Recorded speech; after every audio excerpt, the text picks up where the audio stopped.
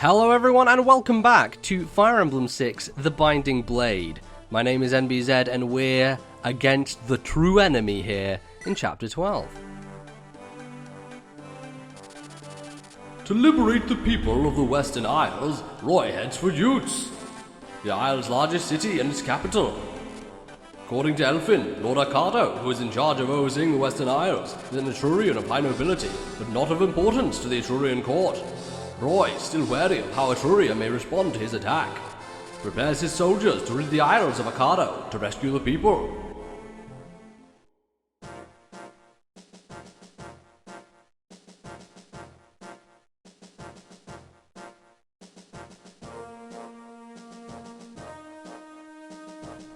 Well everyone, welcome back. We're here and ready and raring to go.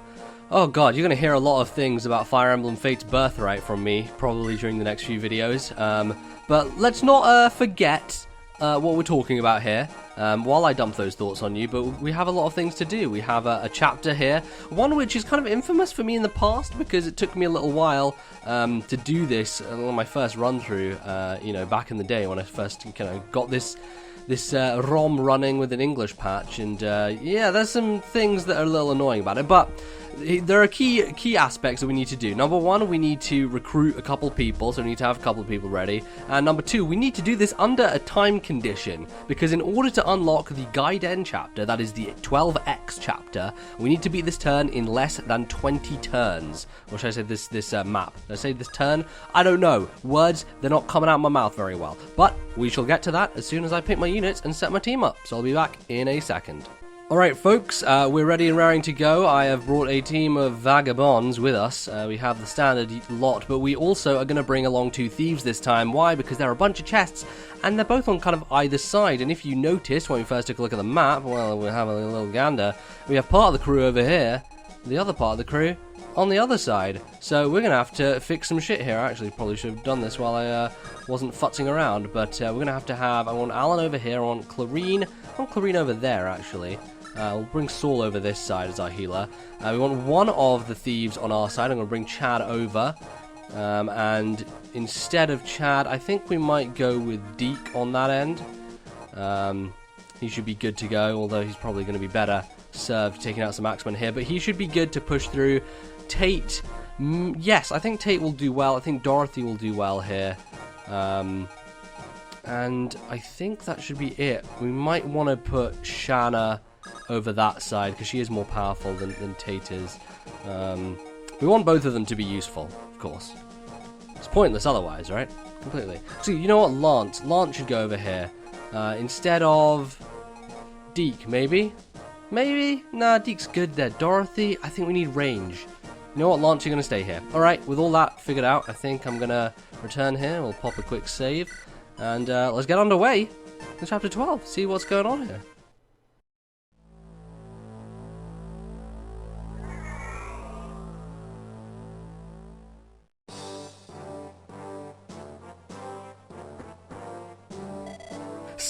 Flare. Lord Arcado, why do you fret so? It's the Lycian army. They come for my blood. Yes, they have been a thorn in Burn's side for some time. We knew it would be difficult if they became too friendly with Etruria. That's why we had sent you them here. I can't speak English, it seems. However, they fire even better than expected. You don't understand the gravity of the situation. Do you realise how much I've lost thanks to their meddling? All the riches I've gotten from these islands are gone. And on top of that, now they want my life. Once they arrive, my legacy is finished. My hands are shaking. I don't know what to do. My, how you worry. I suggest you flee to Etruria. You will allow it? Warfare is Burn's strong suit. We also have our secret weapon ready to brandish. With it we shall erase the Lycian army once and for all. But Lord Arcado, once Burn and Etruria join forces, we'll have nobody to fear. Am I wrong? No, you're right. I'll leave them to you. Cowardly Etrurian nobles. If we defeat the Lycian army here, the Isle shall be ours. This is the capital. Once we take it, we can finally go home. I've already sent someone in to unlock the gate. Oh, there she is. The one over there, dressed like a dancer? Yes, that's her. Your Majesty, over here. Your Majesty? I know not of what she speaks. Your Majesty, you're late. Lalum, why do you call me Your Majesty? Huh? Oh, well, you know, you look like royalty, so it's your nickname. My apologies, Lord Roy. This is Lalum, a member of the Resistance. You're Roy? Everyone on the Isles has heard of you. They all call you the Saviour from the East. Nice to meet you. I'm Lalum. Whoa, please leave a little distance. Roy, your face is all red. How cute. Lalum? Oh, right. There's something I should tell you. I've been hearing strange rumours. The people here say that an unhuman resides in this castle. An unhuman? Oh, yes. They say he changes form into something that looks like a dragon. A human that can change into a dragon? I don't know, but that's what I hear. We must proceed with caution. We must proceed with caution indeed, and with that, we're going to get underway with this hell of a map. Oh boy, everyone. So I've been playing Fire Emblem Fates, you can probably tell.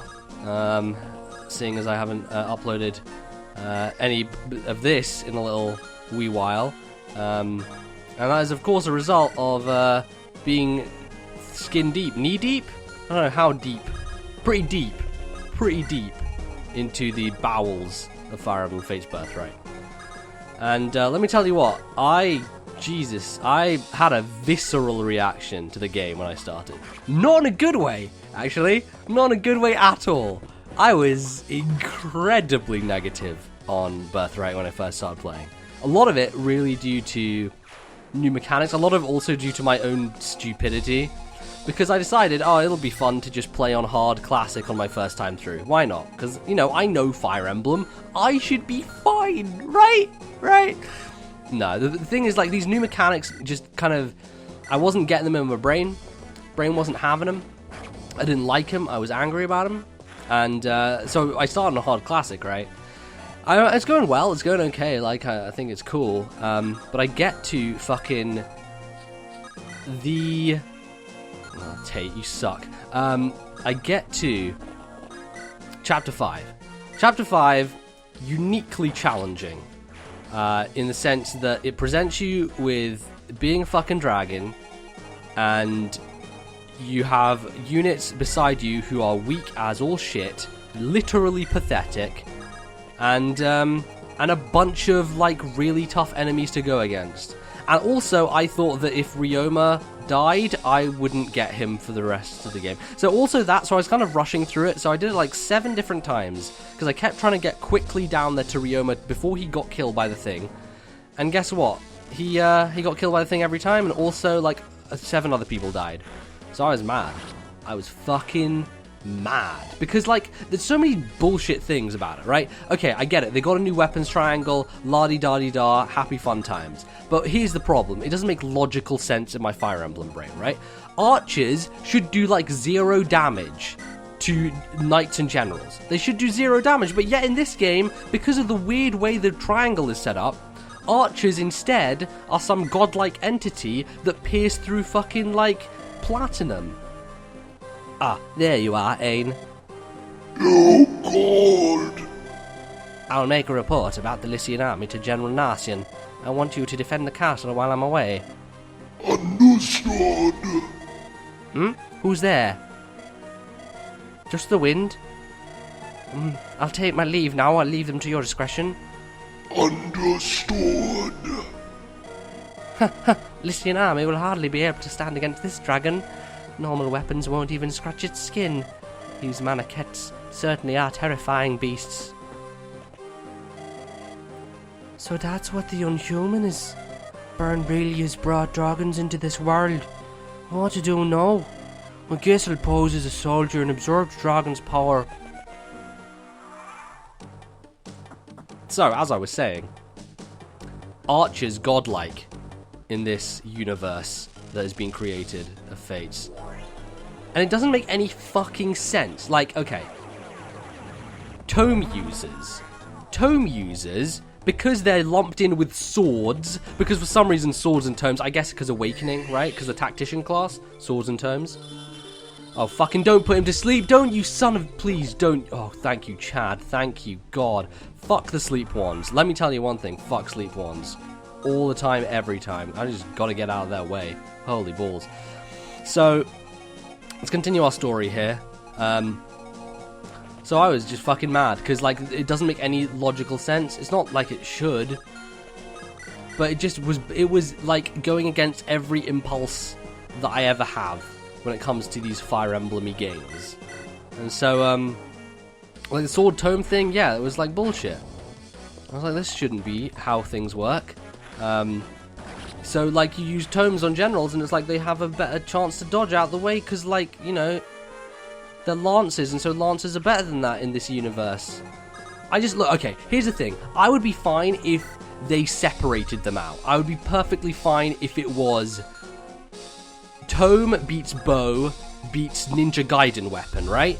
But no, they're all lumped in together. Like, if it was two separate triangles, you get me? Like, two distinct individual triangles, in some ways they affect one another in the sense of, like, you know, you have your standard archers killing Pegasus. In some sense, you have your bog standard, you know, mages killing generals because low resistance, right?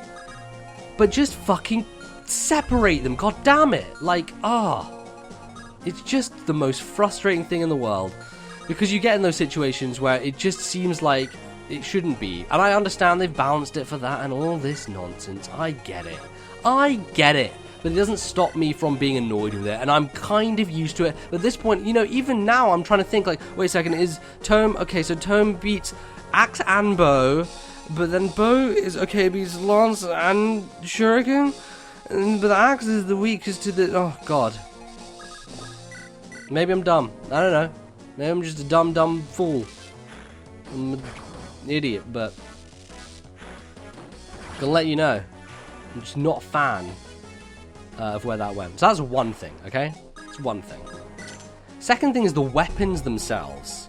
Holy shit, are weapons just god-awful in Fates. In the sense that, like, okay... There are, you know, things which affect how good weapons are in other Fire Emblem games, like your build and weight and everything, and like whether you can double and your speed and everything. But the disadvantages that you get in Fire Emblem Fates for weapons, and Dorothy, you suck. I'm just going to tell you right now, you're a terrible human. The disadvantages you get are just, like, uncalled for. They're just not... They're not fun. They make it so that... They make it so that you really have to just... I don't know what I'm saying. Like, those speed drops and those strength drops and things like that, it just puts you at this horrible disadvantage that makes it so that people can double team you really easily. Like, it makes you, at least at the very beginning of the game, it made me play in a strategy of turtling, the likes of which not even I have turtled before. And I'm a pretty turtle player, you know? When it comes to Fire Emblem, I'm pretty much like, I'm a little crawler. Like, I don't want to go too fast. I want to just bait the enemy, be in there, be happy fun time. That's not good. And it slowed it to just the most crawliest of plays. Because they encourage you, right, to put multiple units next to one another in order to get the boost. I was talking with Bally about this, and in the opening of the game, initially anyway, like in the kind of first, like, say 10 to 15 chapters, doing that gets you fucking nowhere. Why does it get you fucking nowhere? Because, number one, you're weak. Your units are individually so weak, so if they're not paired up, they do not have good chances of dodging out the way of enemy hits. They'll take a hit, they'll not have someone to protect them with a guard. I understand that they implemented that because Awakening, it was very overpowered, and people just abused it to shit. I liked it because it was fun and it was a power trip. But, you know, I get why people didn't appreciate and thought that, you know, it had to be brought back to a level that wasn't as insane. But then the problem became, well, if everyone is getting destroyed here, I have no reason not to pair up anyway. So I just ended up playing it like Awakening regardless, because you get the benefits of someone jumping in and giving no damage, and you get all the benefits of, like, the defensive stuff, and the dodging stuff seems far better, sorry, not more better, let's not change our English here. than anything that you garner from being side to side. Because here's back to my point. If you're next to someone, they will give a very minor addition most of the time. Most of the time, the amount of damage that they give to your benefit is the amount of damage that would not matter from turn to turn. So say one turn, you're doing 10 damage plus 3. Let's say the enemy has 20 HP, right? Okay, so the enemy has 20 HP, and you're doing 1 damage times 3. Plus 3, sorry, 10, God, I'm sorry, I'm trying to think of too many things at once. My brain is, I have to think about playing this Fire Emblem game at the same time as telling you about the other one. Excuse my brain farting. So there's that thing. So, say you got, okay, here's the situation. There's a Rutger and Roy, let's say. Rutger and Roy next to each other, they're having fun. Rutger does 10 damage, Roy comes in for 3 more. Okay, next turn, the enemy dies regardless, because Rutger does 10 damage anyway, and the enemy had 20 HP. So if Rutger was on his own and didn't have Roy, it would still take him 2 turns to kill. And that's the problem. The problem is that it's not a big enough benefit with people standing next to you, at least in the early game. I'll grant you that, like, later on, it becomes more helpful. But in the early game, when you're trying to get your bearings and you're trying to understand these mechanics, this mechanic seems fucking superfluous, because there's literally no reason to use it. You do not get a good enough benefit from doing so. It's just absurd. Like, it doesn't make any fucking sense, and it is not, like, beneficial in any way as far as I could glean. So that led to me at some point around, let's say, chapter 15, of deciding, well, shit, like, this isn't helping. I need to figure out a way of not dying with people, because, I don't know, I was just losing health left, right, and center. And there's a support. Who's that with? That is with Deke. I should probably rescue him, though, to make sure he doesn't get hurt by the snipey lady. Or man, or whoever. But yes, back to the point. God, where am I? There's so many thoughts bouncing around my head. It's really hard to keep them straight right now. Unfortunate as that is. But I'm sure we'll get there. It's funny, like, everyone says this game is, like, so hard, Binding Blade. And the thing is, like, I'm so accustomed to the mechanics of the GBA Fire Emblems that I kind of am doing it in my sleep. I don't know. It's weird, because, like, I feel like people who played Fates and were, like, new to the series would come to this game and have a fucking trial. Trial by fire. Although, to be fair, I have been arena grinding, so, you know, I gotta be fair there. It's not been a walk in the park, as they say. I could do a bit of longbow, just a chip. I'm not really sure it's worth chipping. I think I might just be better going down the center here and avoiding all those archers altogether. I think it's better to just, like, tunnel vision our way. Anyway. So, yeah. I was mad at Birthright, and I was also, like... So, I eventually got to this point where bullshit was just happening, and I was playing on Classic, obviously, so after I couldn't get past Chapter 5 on Hard Classic, okay, so here's the thing, if I had known about Ryoma and not having him die, and he being fine, I probably could have pushed my way through Chapter 5, which people said was a difficulty spike anyway, probably could have pushed my way through it, and gotten on to the rest of the game, right? I probably could have done that if I'd really tried hard enough. But this was the first day I had the game. I want to make a lot of progress. I want to play as much of this as possible. I want to just, like, I want to indulge in it, right? So I just restarted the entire thing on normal, because there's another stupid fucking thing this game does. God, it's fucking terrible. You can't change your difficulty until you're up to or past Chapter 6. When you're past Chapter 6, then you can go and, no problem, fine, handy dandy. But before then, no, you can't change the difficulty, because fucking who made that design decision? You moron. Fucking hell, like, who would think about that's so stupid. It's so dumb. Anyway. So I had to restart the whole thing. I blasted through it very quickly. On normal. Still playing on Classic. And I got to, like, Chapter 9. Around Chapter 9... I was spending a really long time on this thing.